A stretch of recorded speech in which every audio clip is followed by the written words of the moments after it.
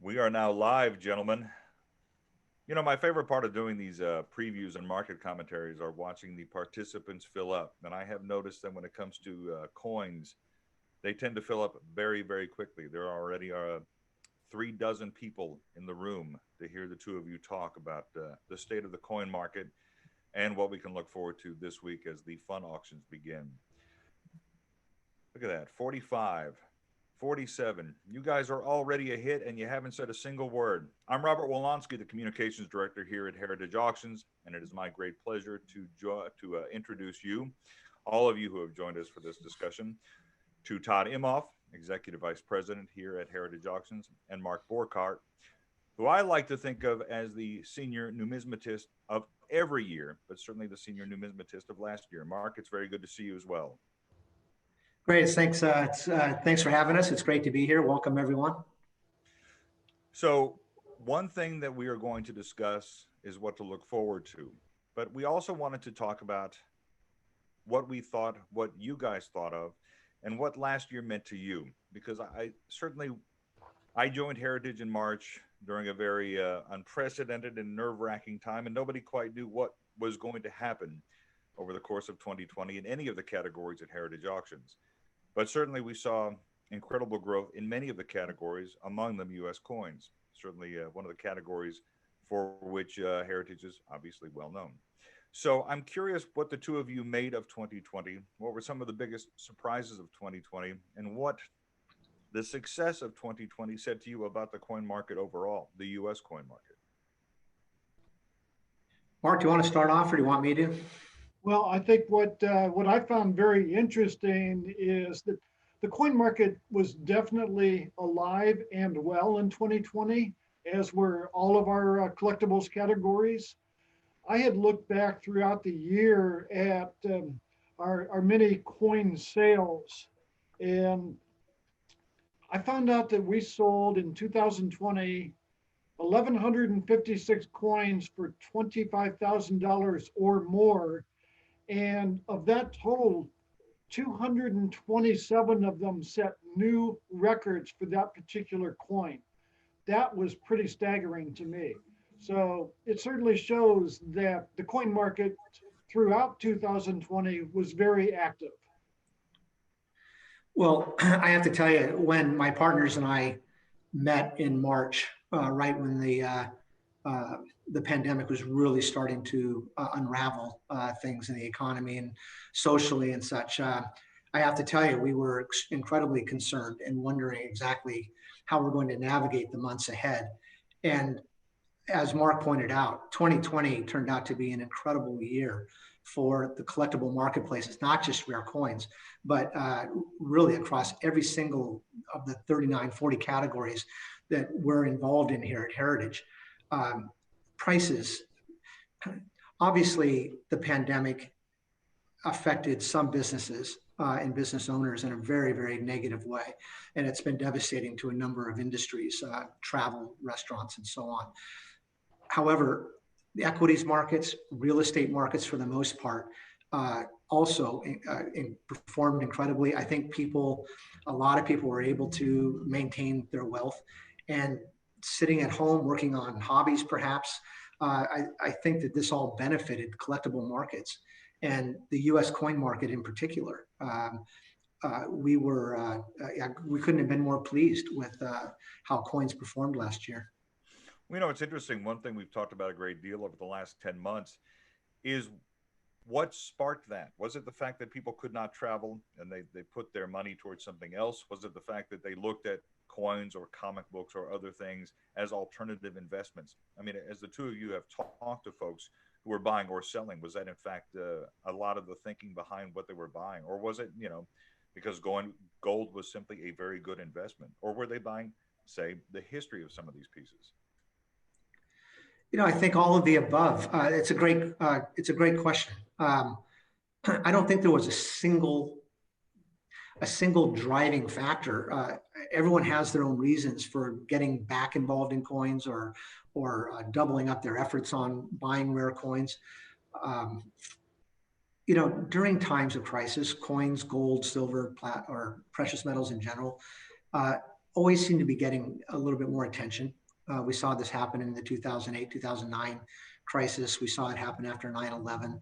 Um, it's always been an area or a diversification that has always performed pretty well during times that make people uneasy. Um, Heritage, I have to say, the millions of dollars that we've invested in the online platforms, making the online bidding experience, shopping experience, if you will, easy for clients. We found ourselves far better positioned than a lot of people in our industry and competitors, other auction houses, for something like a pandemic, to make it so that people didn't have to leave the comforts of their house to do anything they want to do. Mark, go ahead. I think, as Todd mentioned, every individual has their own reasons for their interests, whether it be investments, an alternative to other financial markets, or history. I actually started a new collection myself in 2020. I've been involved for many, many years in genealogy, tracing my family history. And my family history dates back literally, as best I can determine, to the Middle Ages in England. And I actually started working on a typeset of British sixpence going back to the 1500s. And for me, my reason was solely my own family history. It brings a tangible link to the past for my family. So that was my reason. But everybody has their own reason for what they collect. So let me just say this: a lot of folks have questions. Somebody's already dropped a question in the Q&A. If you have questions for Todd and for Mark, please let them know. I will relay them to them through the Q&A button. So feel free to do that. We are going to talk about what 2020 was like, but mostly we're going to look forward to 2021 because obviously the fun auction is forthcoming. That's one of our first question is about fun. So I guess we should probably get to that as well, because look, the fact of the matter is this has 2,280 coins that are coming up beginning on Wednesday through Sunday in different sessions. This is where Simpson is being offered, Partrick is being offered. This is some of the most extraordinary coins ever to come to auction. And we're talking obviously about the fact that so many pieces did so well in 2020. And yet here we are with the 1787 Brasher doubloon, which is already at $5 million, which is an extraordinary number. And I wanted to talk to you about the fact that in March of last year, Todd, as you said, no one was quite sure what was going to happen. When you guys began putting together the 2020 fund, could you have imagined a year ago that this is what the Brasher doubloon would realize even days before the auction actually occurs? Well, this particular, any Brasher doubloon, and this particular Brasher, I think would bring exceptional funds and lots of attention, no matter when it was offered. In this particular coin at 5 million, which is 5 million hammer, so over $6 million now with the buyer's premium. I can make a very compelling argument as to why that is really ridiculously cheap. I was having a conversation not long ago with John Albanese, the owner of CAC. And John has been quoted as saying that he believes that this particular Brasher is likely to become the very first coin to ever sell for over $100 million. Now, who knows if that's going to happen in our lifetime or not? Unlikely. But, we here at Heritage, we sold the other Brasher doubloon, a Mint State 63 specimen, which was a delightful, amazing coin for over $5 million just a couple of years ago. This particular coin is graded a couple points higher, so it's fully expected to sell for more money, and now it will. How much more is yet to be seen. But I guess to answer your question, Robert, what I'm saying is that this particular coin, along with a number of other coins, are such classic rarities that they're likely to bring a huge amount of money, no matter what's going on in the greater economy. Somebody does ask in the comments, do you think the Brasher doubloon will exceed $10 million? I would be delightfully surprised if it did. My pre-sale estimate on this particular coin, I'm asked a lot. One of the jobs that I have here at Heritage is providing guidance to some of our biggest bidders. And the people that have inquired to me on this, Mark Borchardt may disagree with me and think I'm too low, but I've been telling everyone I would be very, very surprised if this coin had sold below 6.5 million. And I'd be equally surprised if it sold for more than, say, 8.5 million, including the buyer's premium. So we'll see. All the right people are currently tracking and bidding this coin. They're all certainly capable of paying really whatever they want to for this coin. So it's going to be interesting. My own estimate for this coin right from the start was exactly where it's at now, $6 million. And of course, now that appears that my estimate is low. So we will see where it goes. What I can tell you is that it has been an absolute pleasure to be able to work with and handle this particular coin, along with all the other coins in both the Partrick and the Simpson collections. My colleague David Stone was the cataloger who did all of the catalog work on this Brasher doubloon, and his presentation is remarkable. So I hope that everybody watching takes a few minutes to read through the entire history of this truly storied coin. Yeah, and in fact, if I may interject, that's a great point. David Stone, one of our top catalogers here at Heritage, did the work on the write-up on cataloging on the Brasher, and Mark Borchardt and Mark Van Winkle, our chief cataloger. You guys and your catalogers really did a remarkable job on this entire catalog. Not just all the Partrick Simpson, but we have some amazing coins being offered from Oliver Young's collection and a number of other people. Anyway, write-up after write-up. I encourage everyone to read that. We've done an amazing job of improving our images, also on online. It's really, I just love reading through it. I can never get tired of it. You guys just did a great job. Well done. Well, Todd, thank you. It's always a pleasure to work on so many incredible coins. I'm sure. I have to say, one thing that I've, before I came to Heritage in March, I was not well versed, nor am I now, on U.S. coins and their history. But I will say that Mark has done an extraordinary job, as have you, Todd, on educating me about what makes these coins so significant. And just being around the Brasher doubloon itself has been sort of remarkable.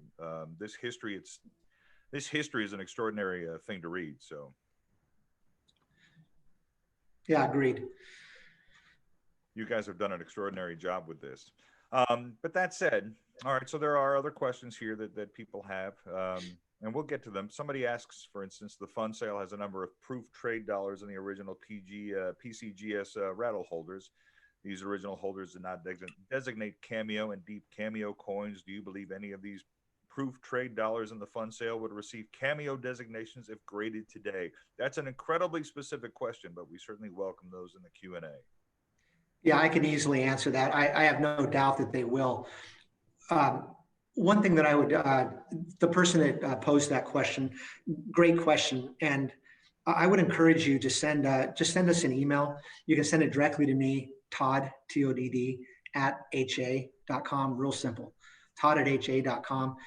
Forward me any of the lots that you're asking about. I'll be more than happy to get our graders to respond and tell you very candidly, especially in those old Rattler holders, whether or not they would redesignate as Cameo or Deep Cameo today.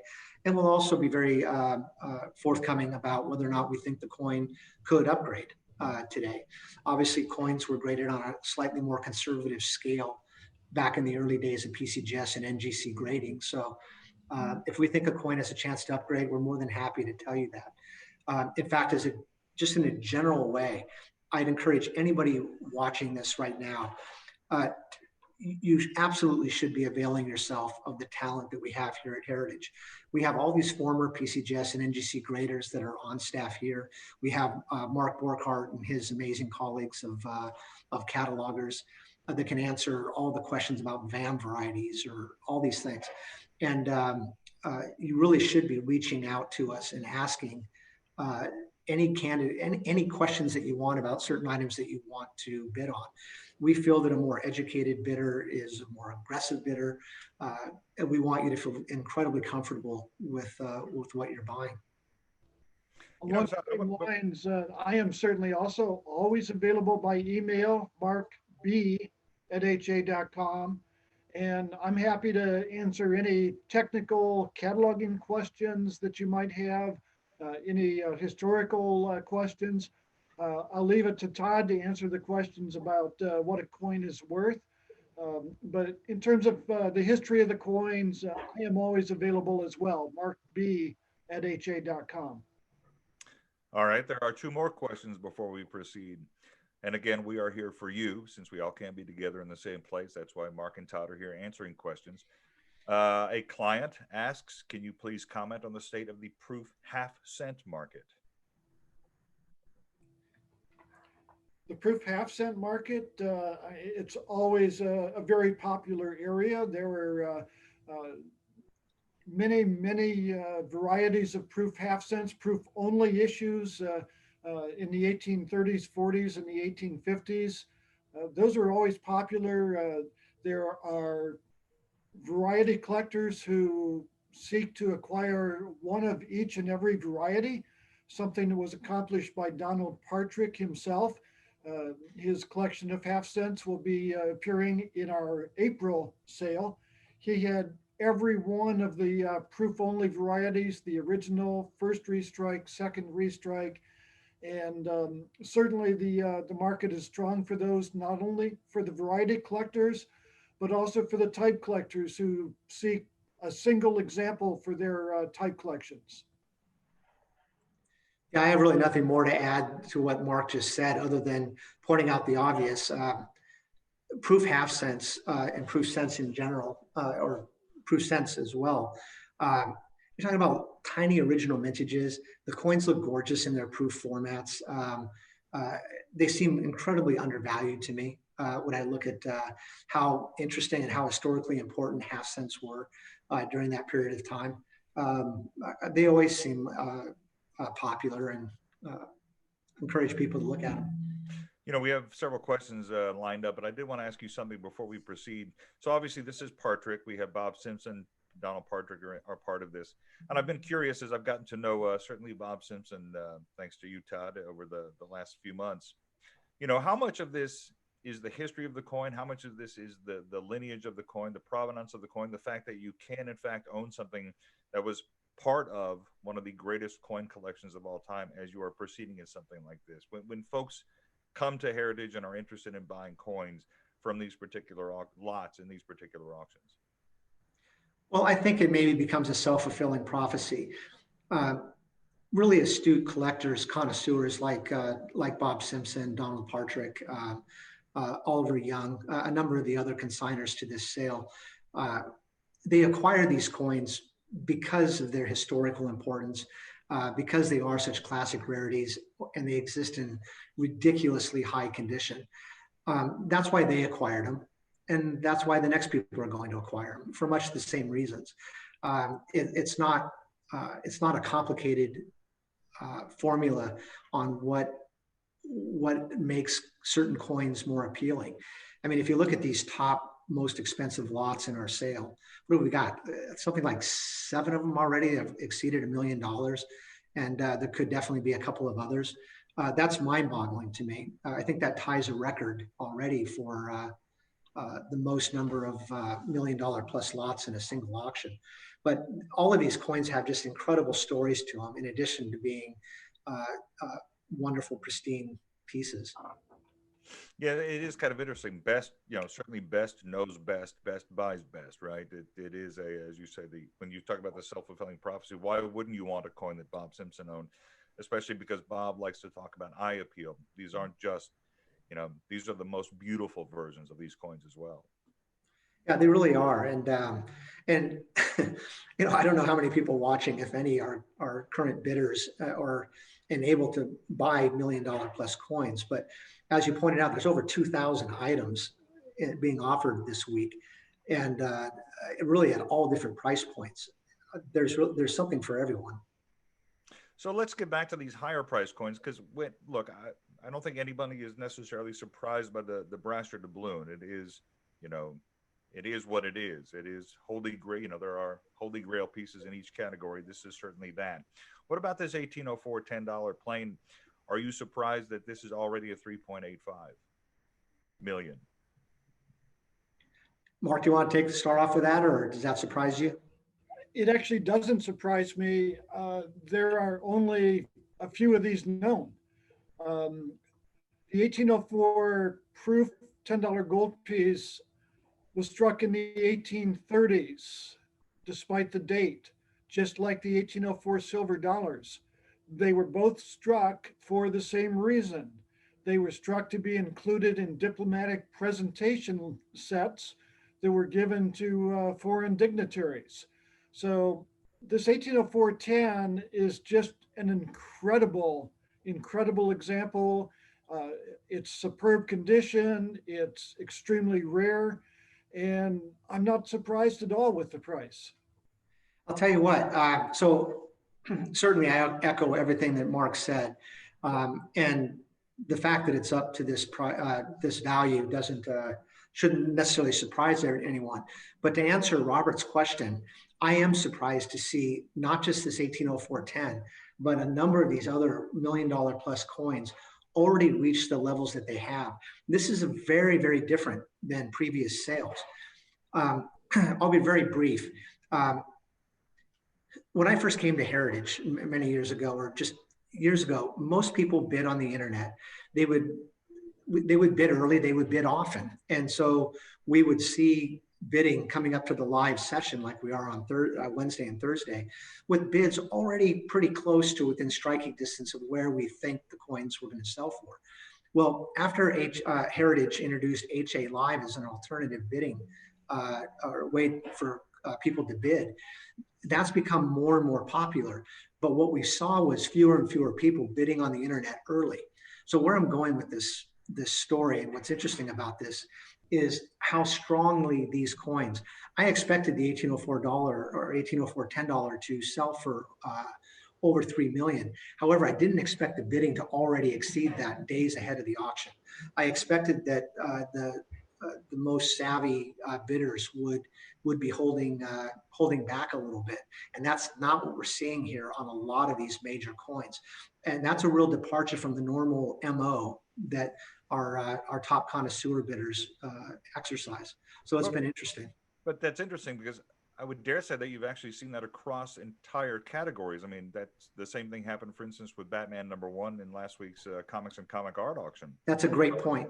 That was at $1.5 million before the live auction even began. It was actually at $9 million before the auction began. Yeah, and it just shows a higher aggression level of bidders that I haven't seen in quite a while. So what do you account for that? Well, the obvious answer, I think, is just these are special coins, once in a lifetime opportunities. People are excited. And, hey, from the house's standpoint, I encourage everyone to bid early, bid often. Hey, let's get these things up there. We love seeing this. We're grateful for people entrusting us with bidding on our platform and bidding on these remarkable coins. Mark may have something more to add on that, but the only other thing I can think of, or the best way to answer that question, is if you look at the greater economy, and I'm hardly an economist or an astute finance Wall Street type person, but we're seeing a lot of strength in equities, securities, real estate. Despite the pandemic, there's a lot of people that are still feeling that they've got a lot of money to spend right now. And there's some other aspect that I think bears mentioning, and that is that because of the pandemic, government monetary supply, we're printing a lot of money. These types of things tend to be inflationary, not immediate, but in the future. And as anybody who's involved in rare coins or in any tangible assets, high inflationary economic situations tend to bode well for tangible assets like this. And I'm not saying that people are necessarily speculating, but it's not the worst place to be putting some money right now, in my humble opinion. Well, it's like a friend of mine asked me the other day, how do I account for the fact that Batman #1, for instance, sells for the is now the second most expensive comic book in the world behind an action #1? And I said, well, it's not like they're making them anymore, nor are you going to find any in the conditions that these things are being offered. So if you are looking for the best and the only of a thing, then I would think that you would be lining up to get that thing. And I assume seems to account for the fact that, as you said, there are 7 coins in this auction already past the $1 million mark. This is another one of them. This is one that I actually one of the first coins that I ever learned about when I came to Heritage, thanks to Mark. It's one in which I was incredibly fascinated. You guys want to talk about this 1 cent, this silver plug? Well, the silver center cent is one of the famous 1792 pattern coins issued at the first U.S. Mint. Um, the concept was that at that time, 1 cent worth of copper created a fairly large coin. So the Mint experimented by taking a plug of silver that was worth 3/4 of a cent at that time and inserting it into a copper planchet that was worth 1/4 of a cent to create a 1 cent piece. Now, I'm assuming since they never made them after the pattern stage in 1792, that they must have determined it was an awful lot of work to produce a large number of coins in this fashion. But it's one of the famous 1792 pattern coins. And this particular example, specimen 67 Brown, it's hard to imagine how it could have possibly survived over 200 years, 220 some years in such remarkable condition. Yeah, it's the 1792 silver center cent is uh, one of my favorite coins, period, not just in this sale. In any other, it's hard to imagine that this particular finest known specimen of a 1792 Jug 1 is has to share attention with coins that are going to sell for more money. Because in any other sale, it would be front and center that everyone would be talking about. We've handled a few of these in the past. Alan Weinberg's specimen I thought was a terrific coin that we sold a year or two ago. But this coin is just really head and shoulders above any other early piece that I've seen. It's truly special. One of my favorite coins. I could see this.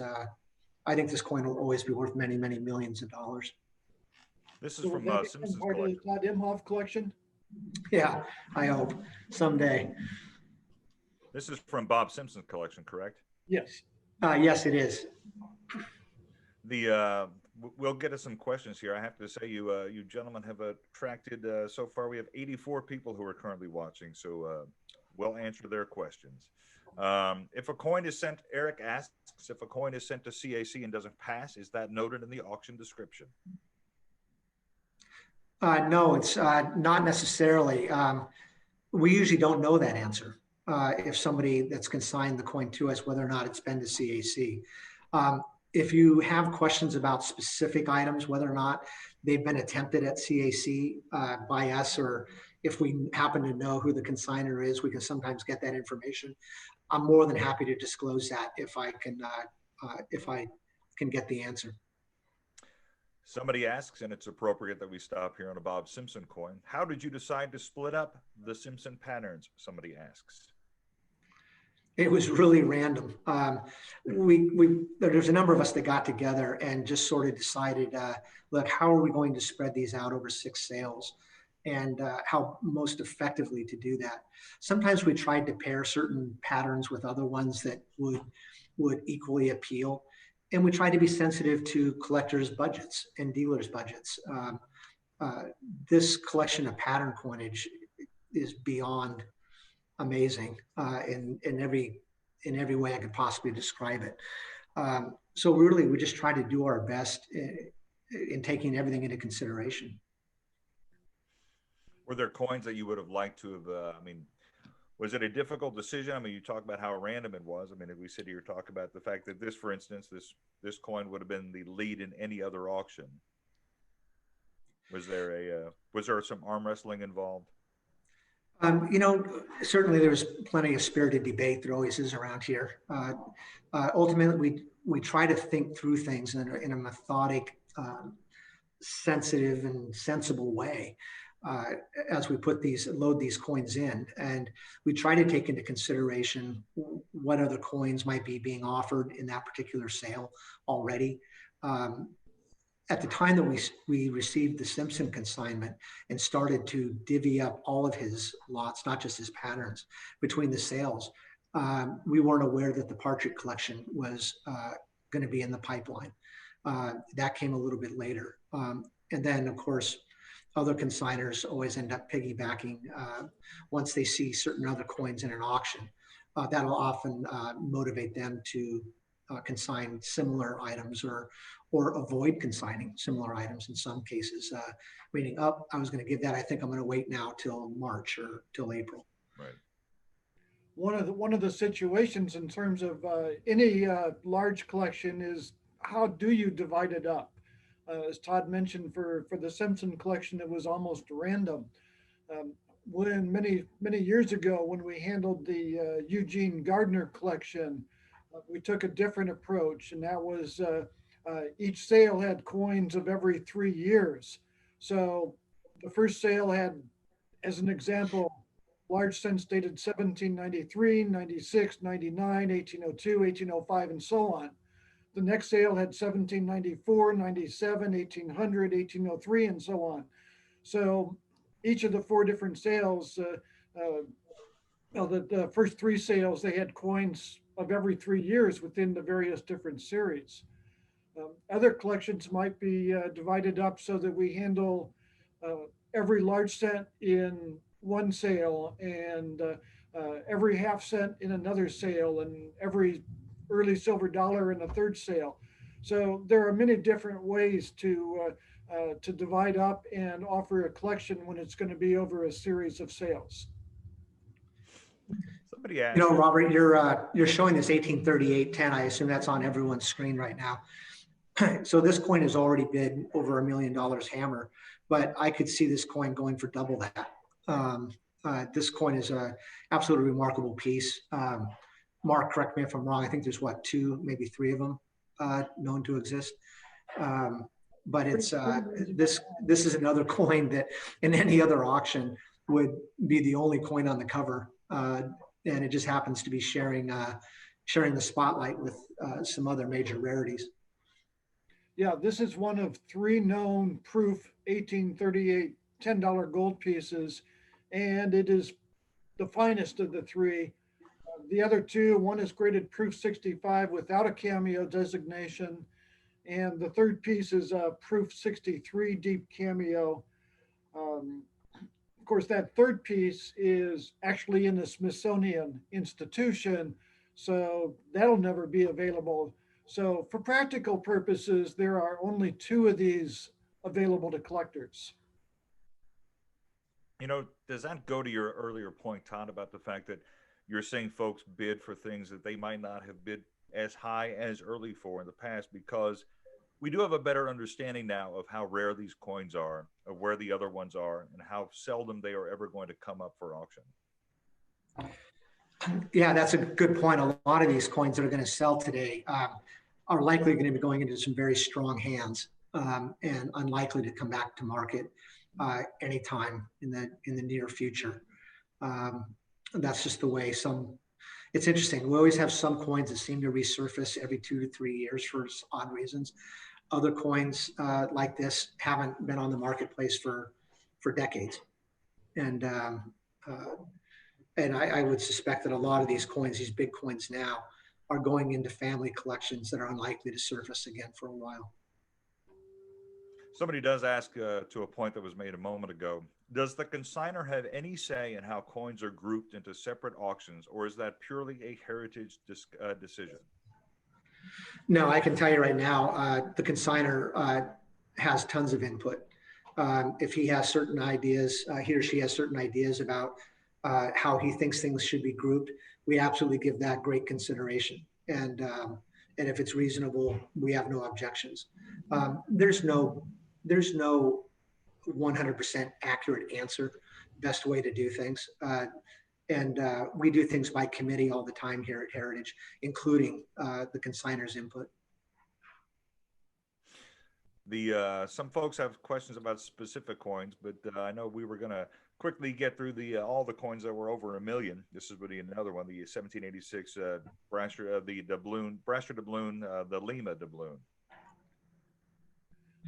Yeah, this coin's a remarkable piece. It's being offered in a U.S. coin sale. However, it wouldn't surprise me at all to see the winning bidder on this coin be more of a specialist in world coinage. I think it sort of transcends U.S. coins, and it probably appeals to world bidders as well. This is an interesting piece.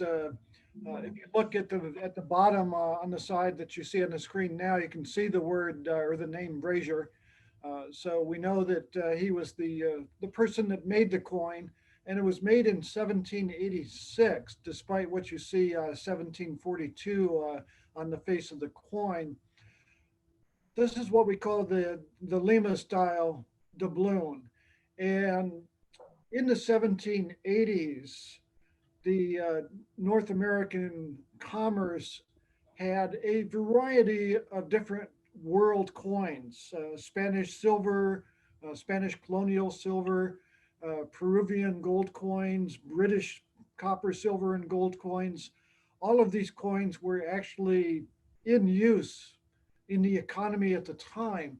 So the Peruvian 8 escudos piece was actually one that was frequently seen in American commerce in the colonies in the early states. So Brazier produced this particular coin as it would be a familiar design to everyday people. You know, it's interesting. Somebody asked a question. Bob asked a question. And I'll sort of make it a little bit more general. You know, we talk about the fact that these coins obviously have such enormous significance to the history of this country and what they tell us about the history of this country. As moments occur, whether it's the anniversary of a significant event, the Declaration of Independence in this particular case, as the questioner asks, do you expect that events or the anniversary of events draw increased collector interest to this country's early coinage? I hope so. You know, anytime we can get outside media and outside press to be talking about certain historical events, and if we can figure out a way to relate those to coins that were minted and released at the time, sure. I don't think it certainly doesn't hurt. You know, I don't know if you know, I guess what I'd love to be able to answer the question is whether or not it brings in brand new collectors, people that might not normally be aware that you can buy coins that are so historically important or that were struck to commemorate certain events or at that time. You know, that's the thing about coins, or at least US coins going back over 200 years, that you've got really something that appeals to anybody. Well, like that's the thing that got me interested in, you know, I'm not sure that I ever thought of myself as someone who would be interested in coins, but as soon as you and Mark started educating me on what these coins meant, who made them, how they were designed, and the fact that we knew who designed them and for whom, and sort of the limited quantities in which some of these coins were made, I got incredibly fascinated by the fact that what they told us about American history. So, and that I guess brings me to this trade dollar here from 1885. Yeah, this is a remarkable coin. And so, speaking of current events, we have all these all these trade issues with China right now, right? That are talked about almost daily in the news. Right. Not to bring any politics into it, but just world commerce. And here we are talking about it today. And here's the all-time classic rarity of money, U.S. money that was struck specifically to enhance commerce between us and Asia. These coins, the trade dollar in general, was a competitive coin with colonial Spain. the Mexican silver coins were often sent over to China in the 1800s for trade purposes. So the American government came up with the trade dollar to compete with the Mexican coin. And the trade dollars were actually slightly heavier, so they had slightly more silver in them, and therefore they were accepted by the Chinese merchants in the 1800s. Now, once the Morgan silver dollar began in 1878, then the Philadelphia Mint, starting in 1878, produced trade dollars only in proof format. And that continued through this 1885, the last of the series. Now, there are only 5 examples known of the 1885 proof trade dollar, and the Simpson coin is a remarkable example. Yeah, the IPL on this, technically, I think this grade proof 63 or 63 plus, I believe, but the IPL on this coin looks like a 67. I mean, the really colors are just spectacular. Well, that's what Bob Simpson likes to talk about, right? The fact that he bought the most beautiful version of any coin he could find, regardless of its proof. Yeah, and I think this is a great example of that. You know, I'm going to go back to the Lima doubloon. Somebody asks, and this is not me asking, this is somebody asking, are you really sure the Lima is 1786 and not 1788? It would make more sense for the latter, especially if the 1787 brazier was not accepted in the marketplace. We've done a lot of research in terms of the date on the coin, and we actually had a drawing. If you could go back to that lot description, Bob, and let me see if I can find it on. Bear with me just a moment. Well, there is a remarkable history for anybody who does, again, for most of these coins. So if you do have a question, here is your answer is probably contained here. Scroll back up just a little bit, if you would, Bob. Okay, right there. See at the very top? So the only possibilities really, by looking at, we extended out from the edge of the coin what the letters would have looked like if they were complete. So yeah, it could be 1788. I suppose it could be 1789. But when Dave Stone cataloged this, and the other coins, he did a lot of research. And if you look at the description right above this drawing, there's right there. There's a long paragraph that explains exactly the reasoning.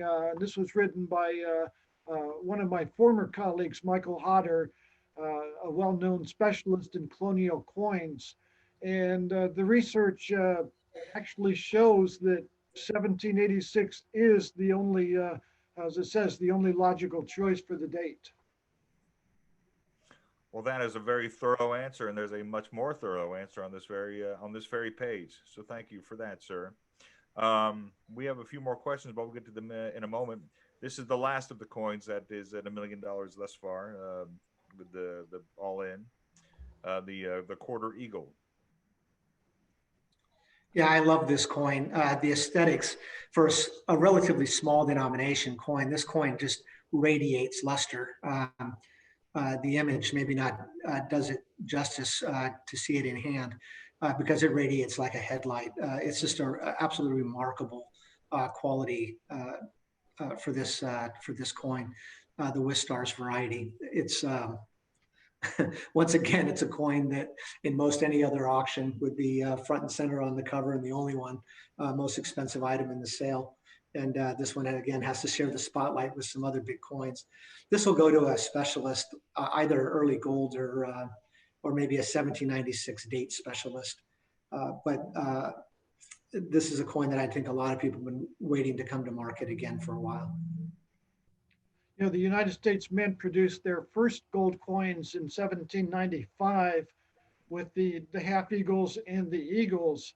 And then the quarter eagle denomination, the smallest of the three denominations struck in the 1790s in gold, first appeared in 1796 with a variety known as the No Stars variety, where there were on the obverse just the figure of liberty, the word liberty, and the date 1796. And then after those were produced, then these 1796 with stars coins were struck to the extent of just a few hundred pieces.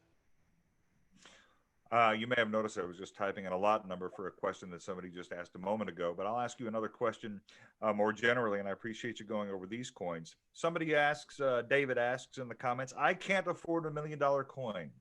What would you recommend in the 5-figure price range?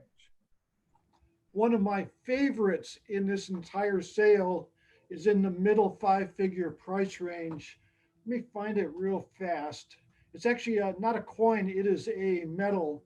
And well, I tell you what, while you're looking at that, I'll ask you about this coin that I pulled up here. Somebody has a question concerning the this Morgan dollar, this 1880s Morgan dollar. Somebody asked the question, Lot 4030, which we're looking at here, is an 1880s PGCS MS69 Morgan. Not many MS69 Morgans come to auction. How does this one compare to other MS69 Morgans? Well, I wish I could tell you I can remember what the other ones look like. This coin I saw it only once in my hand, and the coin is just technically perfect. It's properly graded as a 69, as crazy as it sounds to have a coin that exists in that grade, a non-modern coin, I should say, in this grade. The coin really has everything. The only thing this coin has that the others, I don't recall the toning on the other pieces, but and I can't remember on the PCGS 69s. This is the only one. Or there's got to be only a couple of other PCGS 69s. I know the NGC 69s that we've sold have been more pristine white and untoned. I just looked up the PCGS population report. They have certified 8 Morgan dollars MS69 and 1 MS69 proof-like, and that's it for the entire series. So to try and compare this with other MS69s, that's a very difficult thing to do simply because we really haven't seen many of them. I don't believe we've sold another PCGS MS69, so ever. Mark, did you find that coin that you wanted to? Yeah, if you would, Bob, pull up lot number 4156. I knew you were going to say that. The Cyrus Field medal? Yes. Yeah, I can.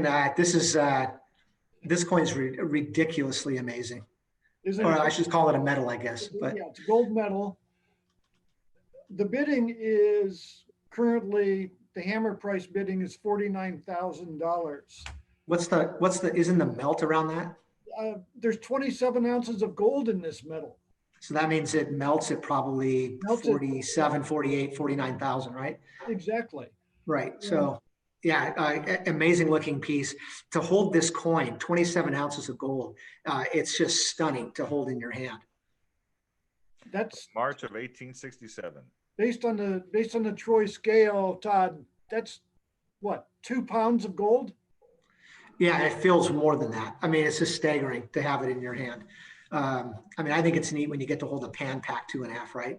Because it's heavy. This coin or this metal is just, it's just phenomenal. Not only that, but the color and the luster on this piece is just nuts.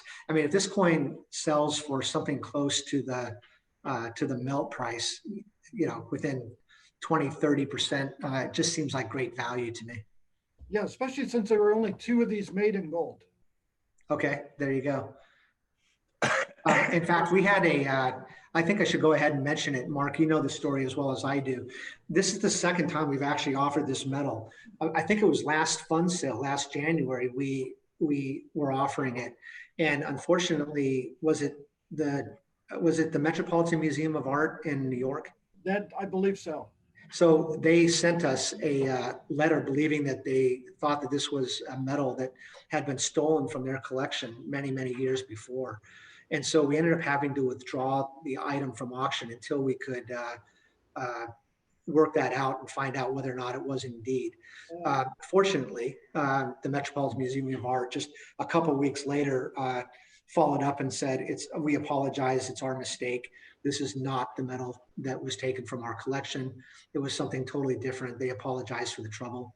They were very polite and professional about it. But now we're being able to reoffer the coin with absolutely no question or problems. Offered with a knowing good title, and what a spectacular piece of artwork. Yeah, it really is. It's just remarkable in every way. The story behind it is pretty remarkable. That this is the founding of the transit. This is the birth of basically the transatlantic telegraph. Yeah, it was the first of international instant, if you will, not really instant, but instant communication. I think it took something like, I'd have to look it up, but like 18 minutes for the message to cross the Atlantic Ocean via the telegraph, something like that. So it was virtually instant international communication. And Cyrus Field, of course, was the person that was responsible for the transatlantic telegraph, and this medal was awarded to him by Congress for his work. What an incredible piece of history, an amazing piece of art. I mean, this medal has it all. Somebody has a question about 3614, and there are a few other questions here as well. So I'll get to. So here's a question concerning this particular offering, and it is the 1861 Confederates die crack seems to be all over the place price-wise. How often do these coins come to auction, and are they rare enough to where one might not be so concerned with condition when considering a bid amount to acquire one? And right now, this is at $2,400. That seems like a very, very low price for this particular item. I would see it going substantially higher. Of the thousands and thousands and thousands of 1861 New Orleans half dollars that were minted, only a few are known that have the die crack on the obverse.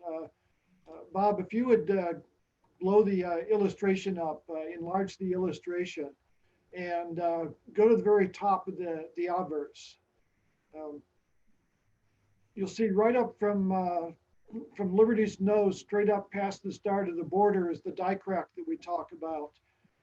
And there is proof that the coins that showed this particular die crack were actually struck at the time the Confederate States occupied the New Orleans Mint.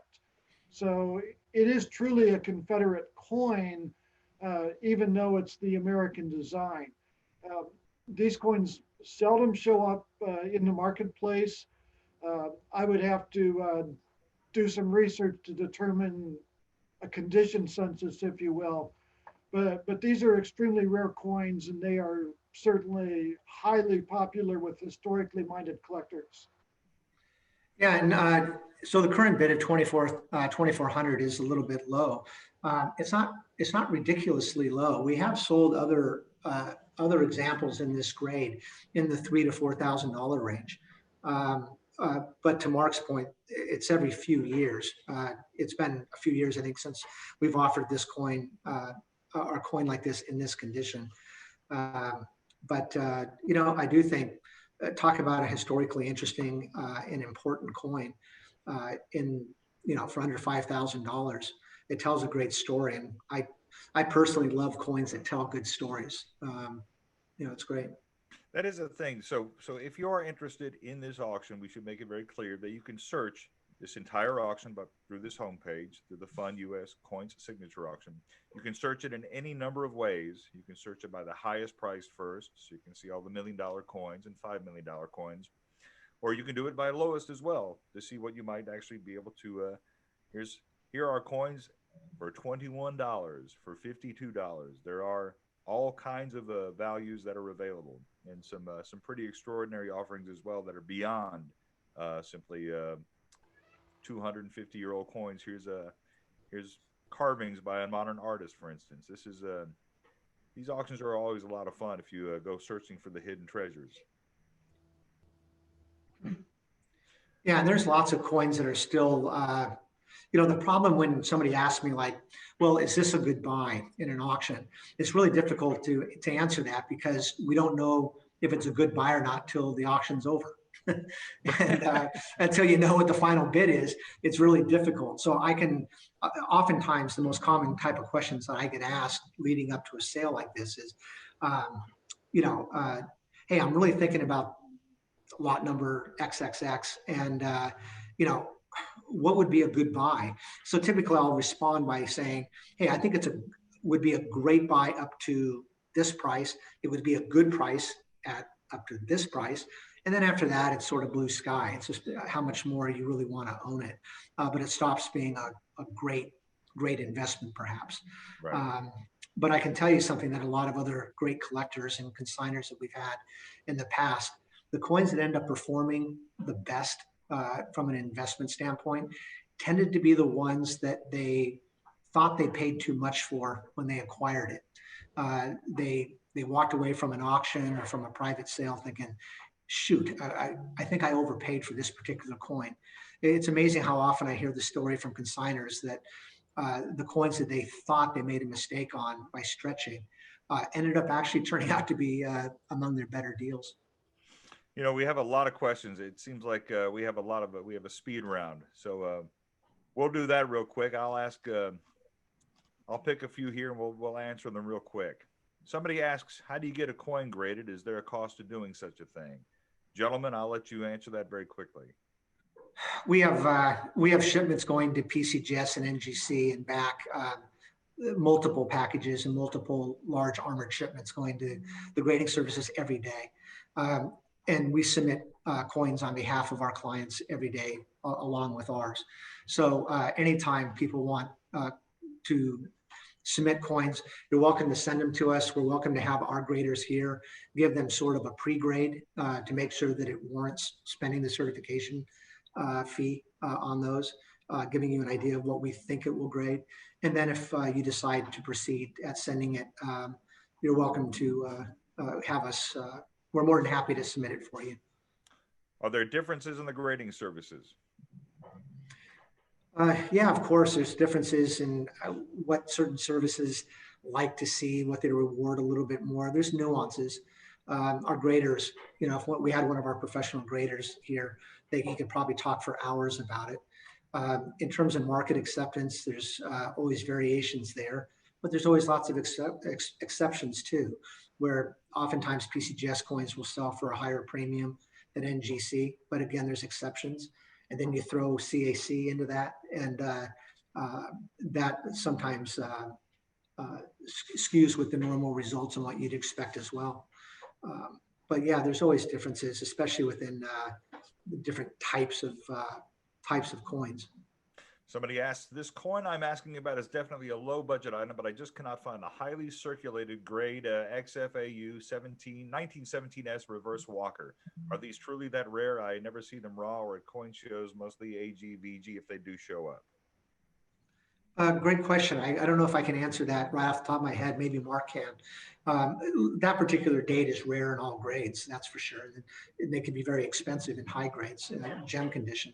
But that's a great question. I think that maybe what you might see, speaking only for Heritage, although I think I can speak for any of the other auction firms that are out there, we only sell coins that are certified by PCGS and NGC.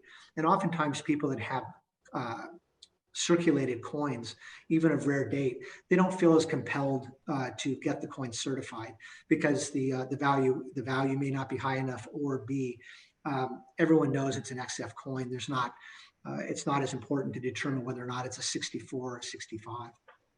This is a great opportunity to mention the Heritage want list option on our website.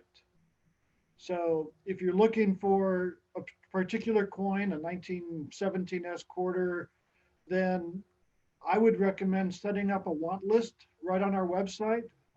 and then you'll get an email every time one of those coins is actually offered. So it's a great opportunity. I'd mentioned early on my new collection of British sixpence, and I actually have the word sixpence set up in a want list for myself. So every time we get a British sixpence in one of our sales, I get an email. So that's a great option for anybody for just about any item they're looking for. That's a good point. It's not just items that are being offered at auction. A lot of people don't realize that we'll sell heritage, our traders here will sell $200 million or more in private sale as well. So, we have a lot of price lists that not everyone's aware of. They only think of us as the huge auction house, but those want lists will notify you even if one of our buyers ends up getting a coin in and puts it up for sale. And you might also search the website to see if we've sold them in the past, and also use the PCGS and NGC pop reports online to see how rare they truly are in whatever condition you're looking for them in. Absolutely. Two more quick questions, because we got a lot of questions, and you can also email Todd and Mark. I appreciate everybody who's asked questions and who's stuck around. You guys have a very big audience that has stuck around for this last hour, so thank you. There's certainly a great interest in U.S. coins, as we can certainly see over the last 10 months. Somebody does ask, do you accept coins for grading if I don't want to sell it, but might in the future? Certainly consignments or appraisals are always things that Heritage is open to, correct? That's correct. So if you want Todd and Mark and other experts to see if you have something of significance and value, they are certainly happy to do that. That's right, with no obligation that they have to sell through us. Right. Let's see. And here's the last question I'm going to ask. There have been many others, and I'll forward them on to Mark and Todd, and they can answer them directly. One person is a UK client asks, I'll ask this. A UK client asks, are there any interesting British coins to highlight in the upcoming auction? And I asked that because somebody else asked about this particular lot, the 1652 shilling that is in this auction. Who wanted you to comment on this, Mark? Well, as far as the interesting British coins coming up, I haven't honestly looked carefully throughout the world coin offerings. Aside from my sixpence collection, that's not an area that I'm involved with. So that would just be a matter of, again, going to our website and looking through the offerings in our World Department auctions. Or email Chris Cristiano at CRISB@ha.com. Yeah, that's right. Cristiano runs our World Coin Department. They have a spectacular sale this week as well. And he and his team are wonderful and always happy to help people interested in bidding on items in the world sales. But the reason I pulled up this 1652 shilling for the pine tree shilling is somebody did ask about it. Mark, somebody wanted you to say a few words about this particular coin. They seem, I assume they're enamored of it and wanted your thoughts on it. What a great coin. There you go. You know, that's a simple response. These were the first coins actually produced in what became the United States. They were struck in Boston in 1652 and a few years after that, with one exception. They're all dated 1652. The first ones are actually known as the NE coins that simply have the letters NE on the front and the letters XII on the back. Then there was an issue called the Willow Tree coins. That was followed by Oak Tree coins. And finally, these coins that are known as the Pine Tree coins. This particular example is a Pine Tree shilling. It is, was it MS-65? Yes. It's just hard to fathom how it could possibly have survived in gem condition for 370 years. These coins are historic. They're silver. As I mentioned, the first coins actually produced in the United States. And this is a spectacular piece. I looked up the The current bidding is only $18,500. And this is a coin that I really feel should probably sell for $45,000 to $50,000 based on past offerings. We had an MS65 that we sold in 2018 for 52,800. So this is a historic coin, and it's also perhaps a sleeper in the current auction. I'm going to ask you one last question as a way to wrap this up. David, in the comments in the Q&A, a client asks, if you could buy one coin and only one coin and your budget was 1 million to 1.2 million, what would it be? Fully realizing that there are many reasons to buy a coin, I would love to hear each of your thoughts on your favorite coin in that $1 to $1.2 million price range. How many coins are there in that little price range? Wow. You know, I don't know if I can answer that specifically within that particular range, especially because I don't know what these coins are going to sell for. Right. I can tell you right now, the handful of coins that are really expensive coins that I still think, based on their current bids and how historically interesting and important they are my favorites. And that would be the 1794 half dollar, I think, is a spectacular coin in MS64 condition, finest known. It's just a remarkable coin. I don't expect it to reach $1 million, but I believe it last sold at auction for around 700, 750 in my mind. It certainly could eclipse that this time, and should. There is a Mormon $20 gold piece in this sale that's currently only at around 250,000. It's the finest known Mormon $20 gold piece. And if you read the history of how that coin came to be and California Gold Rush territorial pieces, 250,000 is really inexpensive for this coin. If it sells for less than $500,000, I'll be pleasantly surprised, and someone's going to get a really good buy on that. And I'll tell you another coin. People that think that 1804 proof $10 gold piece is spectacular.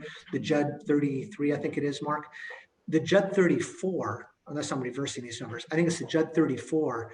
I can't remember the lot number, but it's the 1804 in what, silver or aluminum or not aluminum? But, I'm sorry, the Judd 34 is what, Mark? It's silver. Silver, okay. So that coin is like the counterpart, the perfect sister coin for this 1804 gold. And it's sitting at, I think, around 200,000 last time I saw it. And so literally 8 cents on the dollar for the 1804 in gold. And I think it's a remarkably interesting coin and probably very undervalued. It would be a great consolation prize if you can't afford the, $4 million plus that the gold piece is likely to sell for. It's a little below the price range that was mentioned, the $1 million or so. But one particular item that I really like in this sale that I think still has a ways to go bidding wise. In 1943, the Philadelphia, Denver, and San Francisco mints struck 1-cent pieces in steel. However, they made a few by mistake in bronze. At the Philadelphia Mint, there are perhaps a couple dozen that are known today struck in bronze.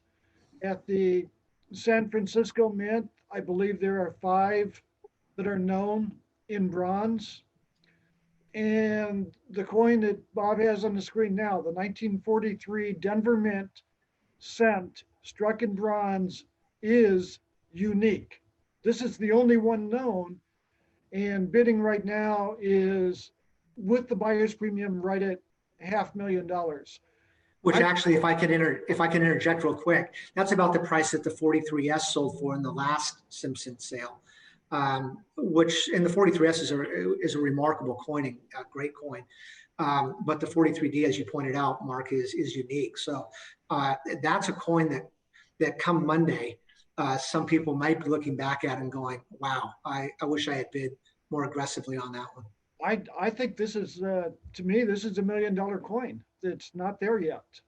No, agreed. Great. That's a great choice. Well, see, you've answered their question. In fact, you've answered everybody's questions. And I'll say this. So we've been doing these virtual previews and market commentaries for the last 9 months or so. This was probably one of our best attended. There are still 70 people here. And if you have questions for Mark, go ahead and give out your email address again.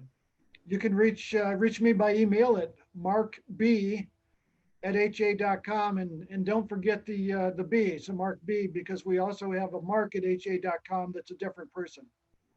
Todd? I am Todd, TODD, @ha.com. Feel free to email me anytime, and I'll, if I can't answer it quickly myself, I'll make sure that my best expert will.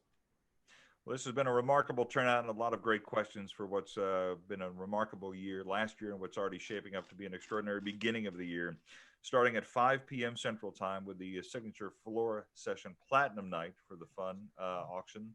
And then Thursday, several sessions on Friday, goes all the way through Sunday, as a matter of fact. So when you are looking for something to do on Wednesday, gosh, I can't imagine you'd want to do anything else other than attend a Heritage Coin Auction. So, gentlemen, I really do appreciate it, and thanks to everybody else for joining us. This has been, as always, informative and entertaining. So thanks very, very much. And thanks to everybody for joining us. We'll do this again sometime soon. Good luck on Wednesday to those who are I work with and to those who will be participating. Thank you, guys. Great. Thanks all. You bet.